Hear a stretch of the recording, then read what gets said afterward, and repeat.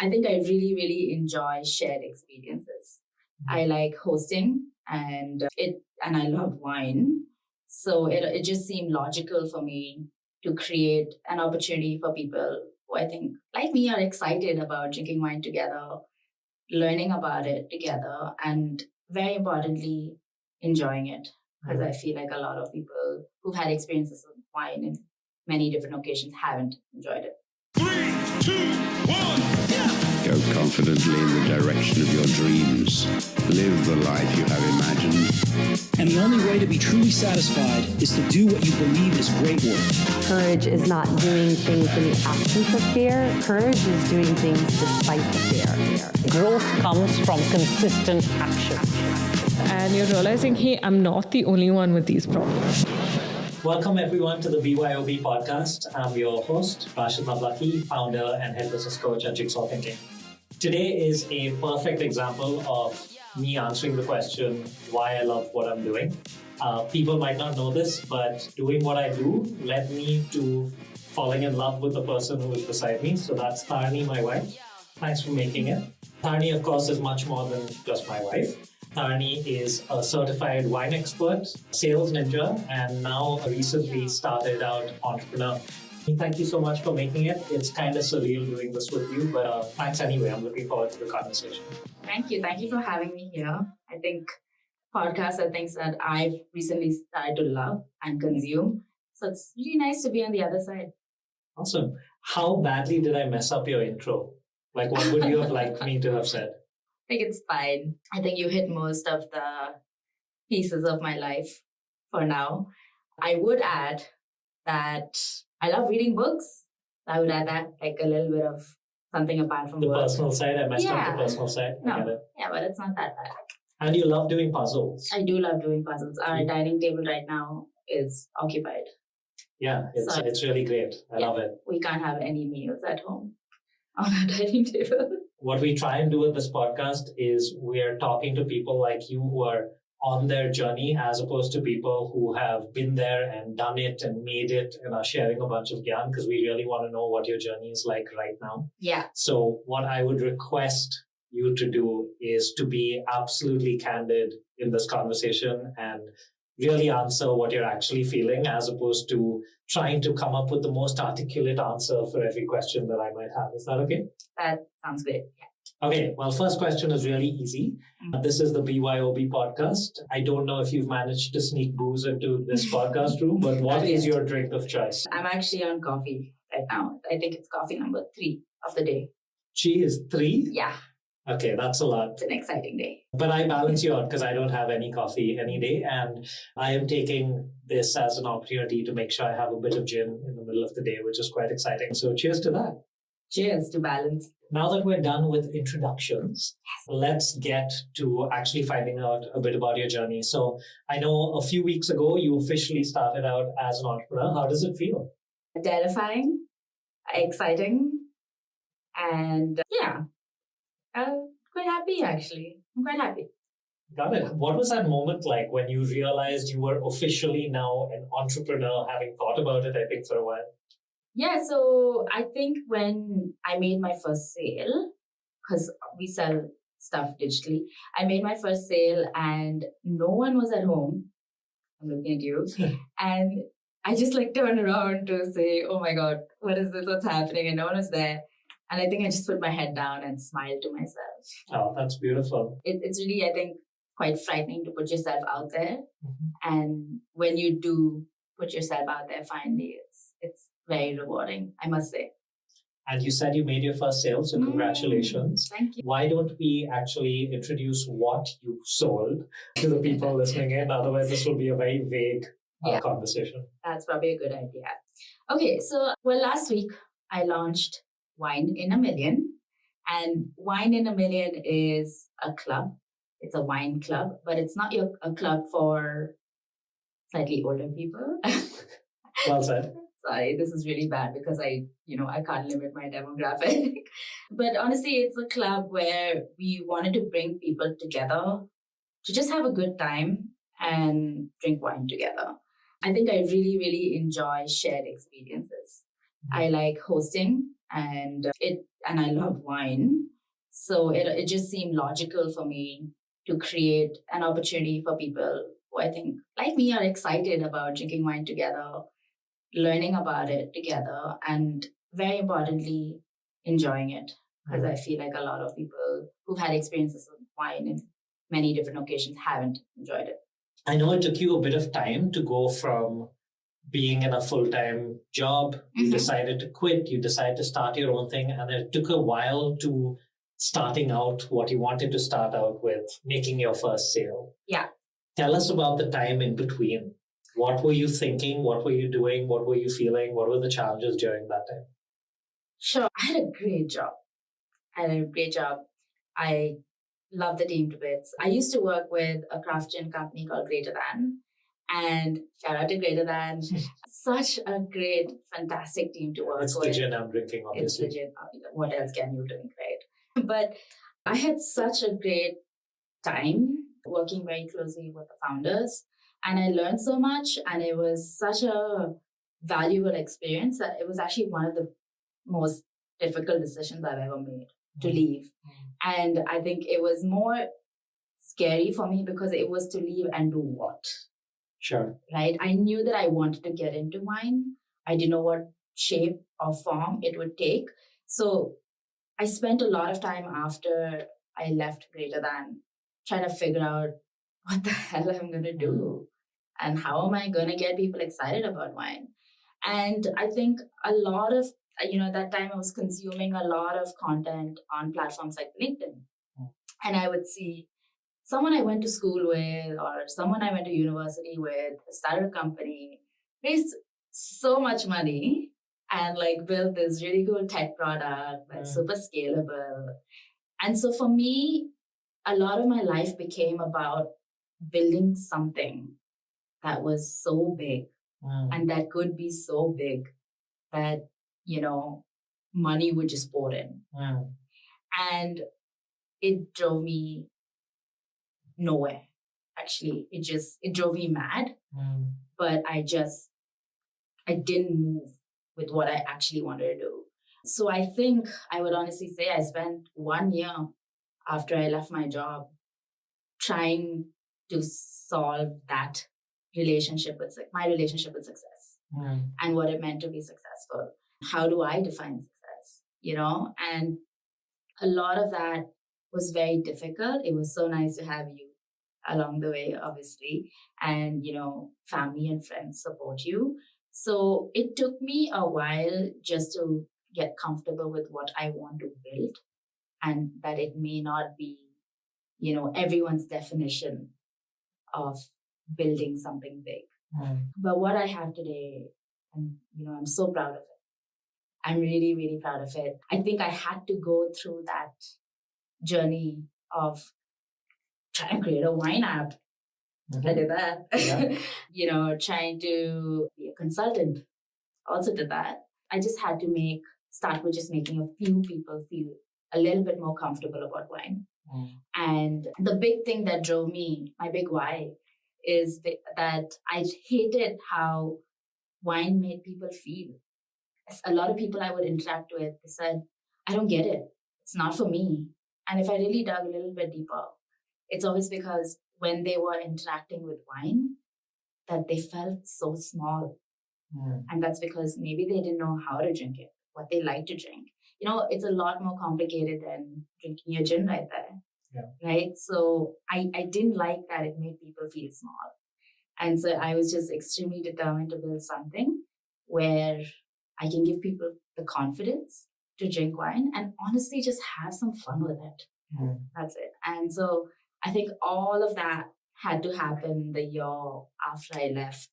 And it was super important for me to, just go through the motions, I guess.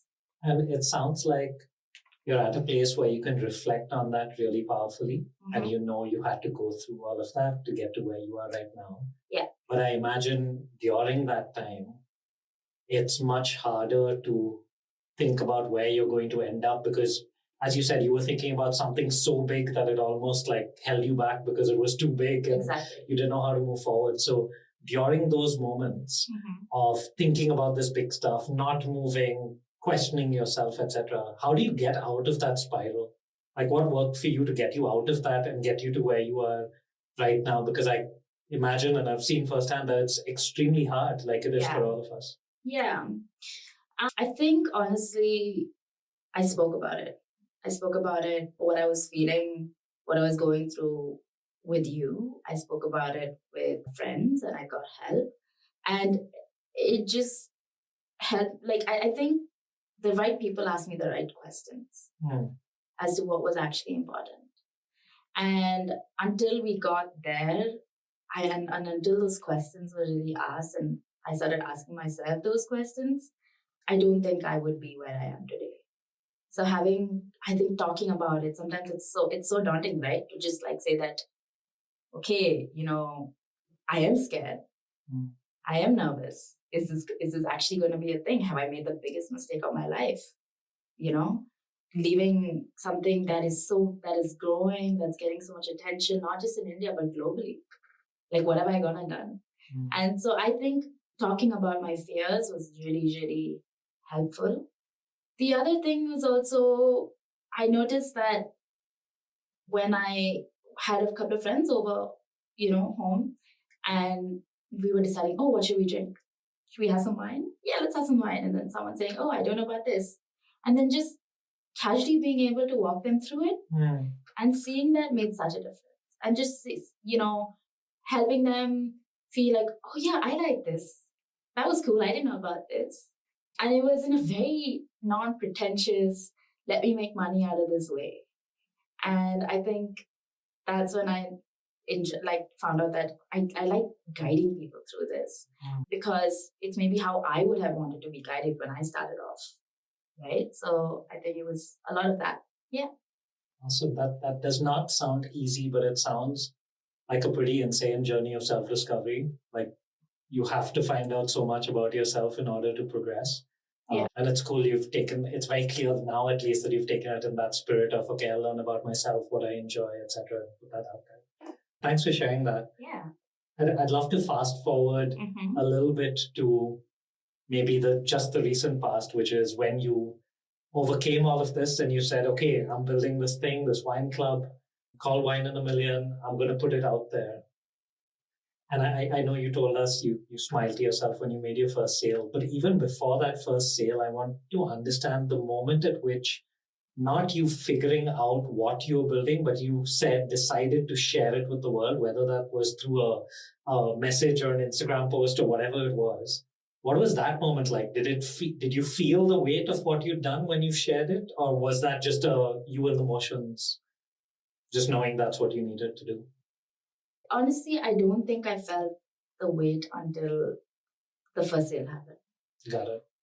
I think I come from a space where, I require validation, right? And this is something that, I've been dealing with my entire life. And this is something I am working on as well.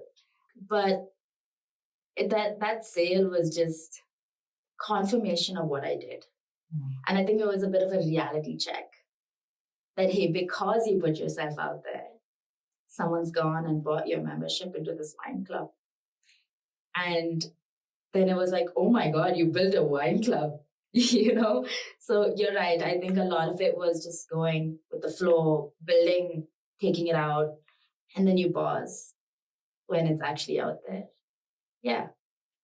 Because you've obviously had this intense journey and it's fresh in your mind because you've just been through it.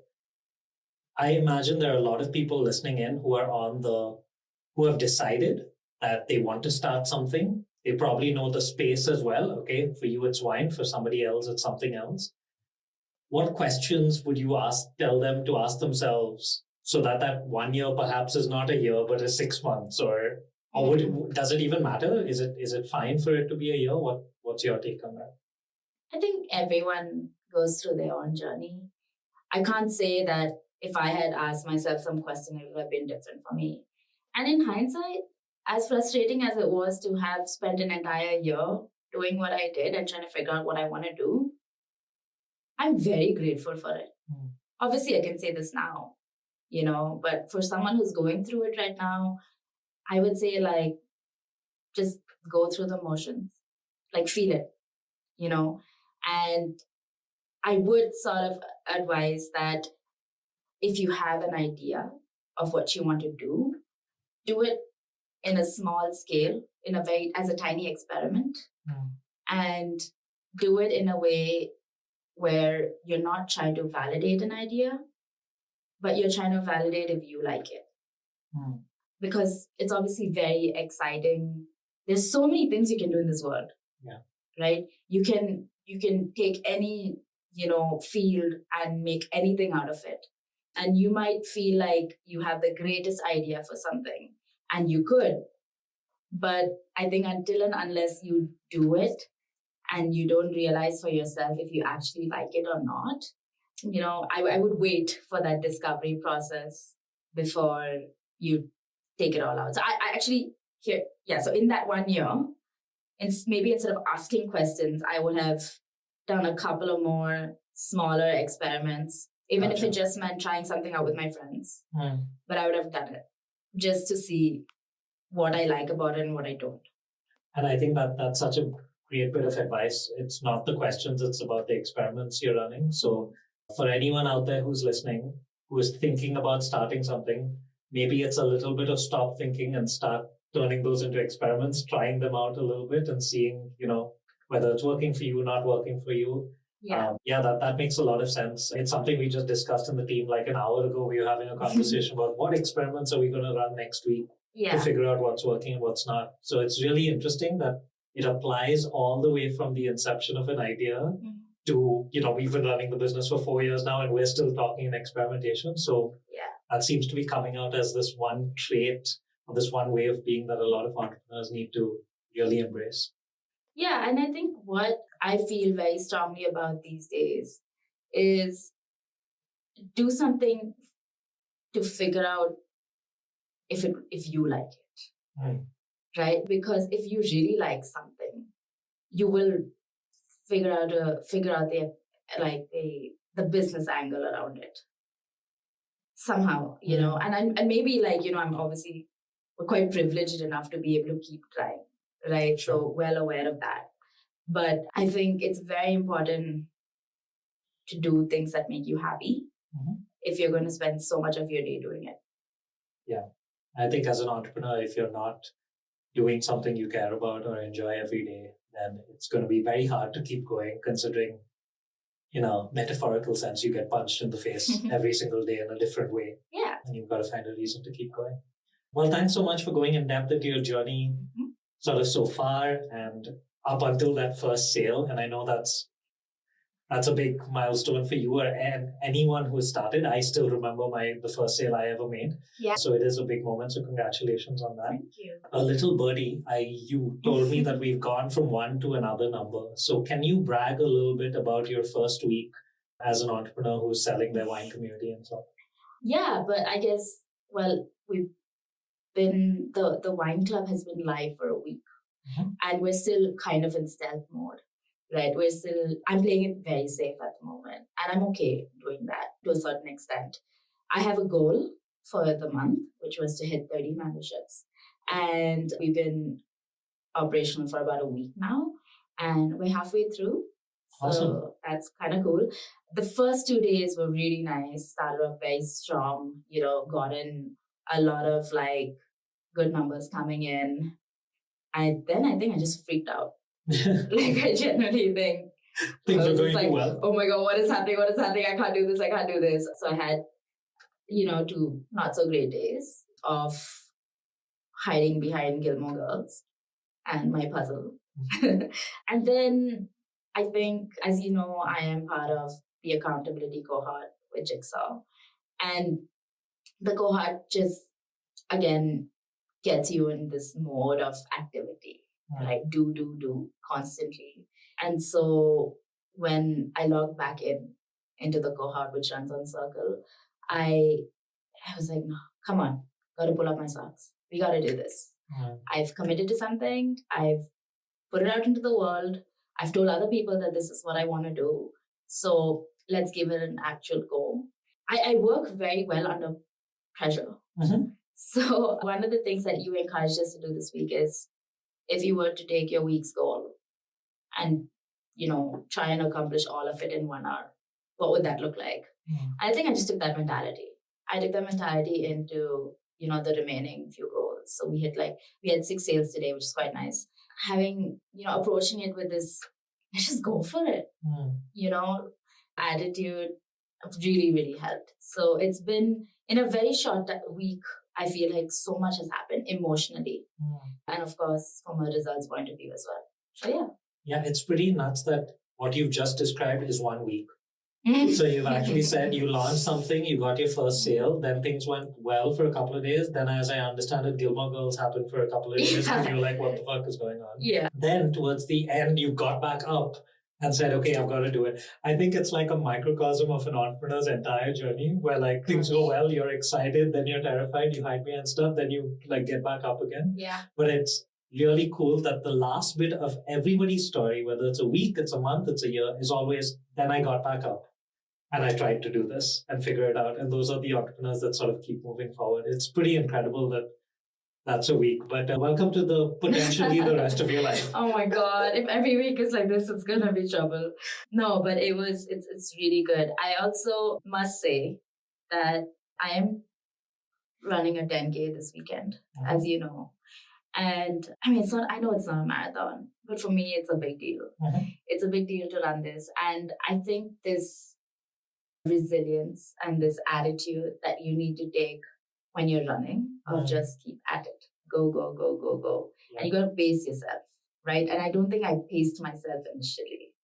So ideally, I would have not gone all out in those first 2 days, got super overwhelmed at like 5 kilometers, and then, crashed out there. So I think there's a lot that I'm borrowing from running and trying to put it back into my work. This is another thing I notice with a lot of these conversations I've been having, that everyone seems to have these 1 or 2 things that they borrow from and apply those learnings to their entrepreneurial journey. So you've just talked about running. I do this with poker and with football all of the time. Right. But everyone seems to have this one thing that they borrow from to apply to your journey, to make it more relatable almost to yourself and to understand what it means. Because this whole entrepreneurial thing, there is no, there's no like one way to sort of nail it and be a great entrepreneur. Because at different times you're different things, but it's really cool that you're learning from a personal experience and applying that back to entrepreneurship. Do you do this with anything apart from running, or is running like your first instinct when you're doing this? I don't know. I can't think of anything. Like puzzle building. Do you use any of the puzzle building? Like, hey, put the corner pieces first and sorting and stuff like that to entrepreneurship? You should try it out. See if it makes any sense. No, I love puzzles. I don't want to trivialize it. It is my escape. Go-to to just unwind. Okay, well, we've made it all the way to our fun little segment we call Jaldi with Jigsaw. Dun, dun, dun. Wow. Right. Dramatic. So basically, I'm just going to ask you a bunch of rapid fire questions, and in return, I will not be giving you a coffee handle. Well, okay. Can I get some coffee? I will pour you a cup of coffee after this conversation. Yay. Okay, cool. So here we go. Bunch of questions. First one is, what is your go-to karaoke song? Girls Like You. Okay, nice. I butchered the song, but I love it. Okay, well, I mean, the singer also butchered the song, no, considering his personal stuff. Oh, but anyway, right. We won't get into that. Okay, next up, if you could have any superpower, what would it be? The ability to teleport, because I hate driving in Bangalore. Okay, that's a great answer. I hate it. I love it. I'm stealing that. Like, as you know, our family lives on the other side of Bangalore. I hate it. Yes, I'm well aware. Next one is, what is your favorite ice cream flavor? Mango. What? Really? Yes. I mean, we've been married 3 years. Yeah, I had no idea. I thought it was my favorite flavor. I didn't know. No, but you like naturals. Yeah. I'm like corner house mango. How do you switch off? I actually read a lot. I mean, I say a lot, but I like my pace of reading. I'm on book number 26 of the year. Yeah, okay. That's making me seem a little like a fool, because I'm on like book 1.5, because I like these 700-page books. Oh, I also really enjoy cooking alone with Lucky Ali playing in the I background. feel this entire podcast is you giving me hints about things I should be involved in and not involved in. If you could switch lives with anyone for a day and you cannot say, no, I love who I am and I want, who would it be? These are not rapid fire questions. These are questions that require some thought. They are rapid fire if you answer them quickly. I would be a winemaker.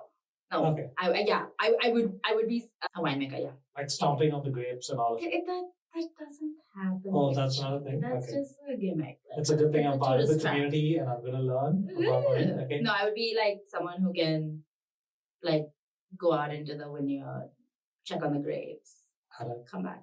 Just probably romanticizing the whole thing, but that's what I'd be. What's your favorite board game? I do love Catan. Yeah, that is the correct answer. Every other Yeah. answer is the wrong answer. How do you want to be remembered? Wow. I would like to be remembered by just like good energy, Okay. if that makes sense. Of course, it makes sense. It's your thing. Yeah. Who is your biggest cheerleader? You. Thank you. I feel like Planted that question. question was, Yeah. exactly put in so that, that could come out. And the final one. What 3 words would you use to describe a jigsaw thinker? Committed. Brave. Hmm. Gosh, those people in the community are so brave. I love that. And a tribe. Hmm. I'd say that we're a tribe that Oh. really got each other's back. Got it. Well done. You got past the Smashed jolly with through jigsaw it. segment. Well done. Yeah, you Yes. went through that pretty quickly, even though you complained about a bunch of stuff in the middle. But that's fine. Okay, let us now move on to the final couple of questions I have for you. Okay. Are Okay. they also rapid fire? No, they're not rapid fire. You can take your Oh, time. thank you very much. So a couple of questions. So the first one is, I've always said, and I always say to the community, that you're always one version away from perfection. It's pretty much my favorite quote. So what is the next version of Tarini? It's really hard to think about that because obviously I'm very early in my journey, professional Tarini's journey. But the next version would be, I guess, Tarini building a team. I really miss my team when I used to work with a team at Greater Than. And I think I have certain, thoughts about being, I hate the word leader, I hate the word boss, a companion, I know it sounds very fluffy, but I did get a chance to kind of lead a small team at Greater Than.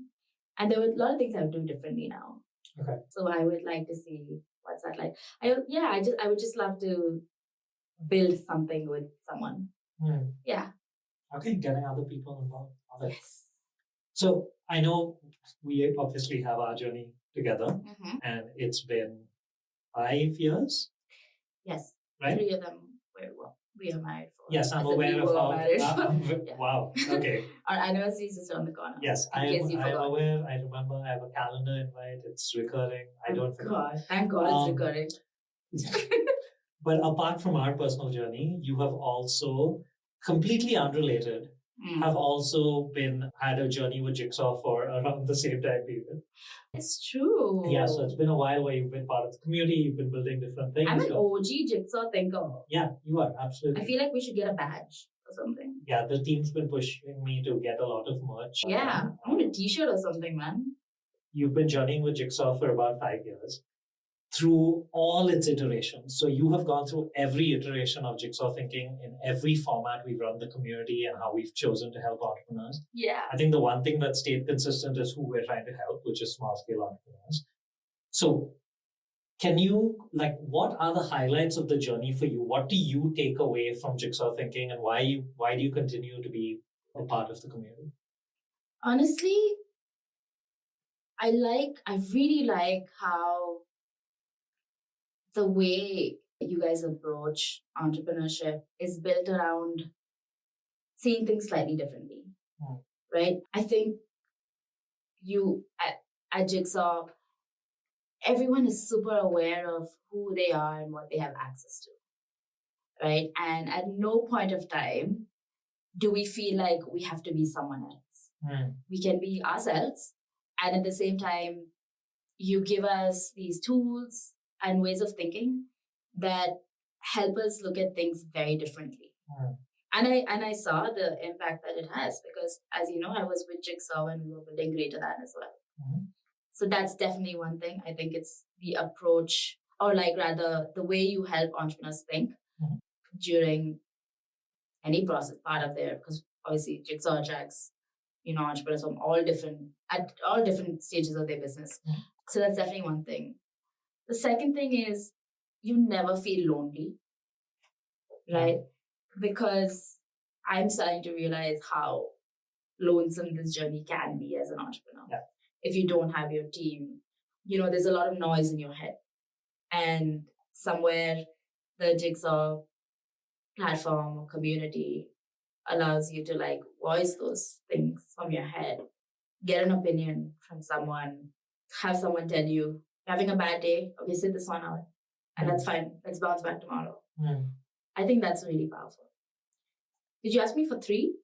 2? No, you just 1. imagined I asked you for 3, because normally I ask you for 3 of everything, because I ask everyone for 3 of everything. Yeah, but I didn't. I'm not programmed to think like Raashid. I resisted. I did not ask for 3, so that's absolutely fine. Thank you for sharing that. Okay. Before we sign off, for people who are interested in either connecting with you to understand a bit more about your journey, or they would like to connect with you to be a part of your amazing wine club, where can they connect with you? So we have an Instagram page that's called Wine in a Million. In all fairness, like it's not I'd like for there to be a lot more activity on the page, and like now that I've said this out loud, I have to go and do some stuff. So hopefully you can get a lot of content on it. And I think honestly that's just the best way. Please don't message me. We're not going to like throw out your number, but they can message you on Wine in a Million, right? Yes. Please message me on Wine in a Million. Okay. And then we'll share some details about the wine club, and online on our Instagram page, you'll see more details about our wine club as well. Yeah, we do, a bunch of events and members get discounts. Woohoo. Money. Sorry. Okay, thank you. I think this is a good time. It's a good sign to potentially wrap up this conversation. So thank you so much for sharing about your journey and being really vulnerable, not just with me, but with everyone listening. I don't know if you noticed, but that was really helpful to learn a little bit about your journey. And I think so many people can relate to so many different aspects of what you're doing. But the biggest thing for me is that you have started your journey now and you're experimenting your way forward and figuring stuff out. So congratulations. All the best. We'll always be rooting for you. I mean, that's my number one job description is to be chief rooter. So I will make sure that I do that, of course. But thank you so much, and cheers to Wine in a Million. All the very best. Thank you for having me. And we got through this conversation. So I hope you enjoyed this podcast, We're Jigsaw Thinking, home of the self-starters. If you're interested in being your own boss, head to jigsawthinking.com or drop us a DM at Jigsaw Thinking on Instagram.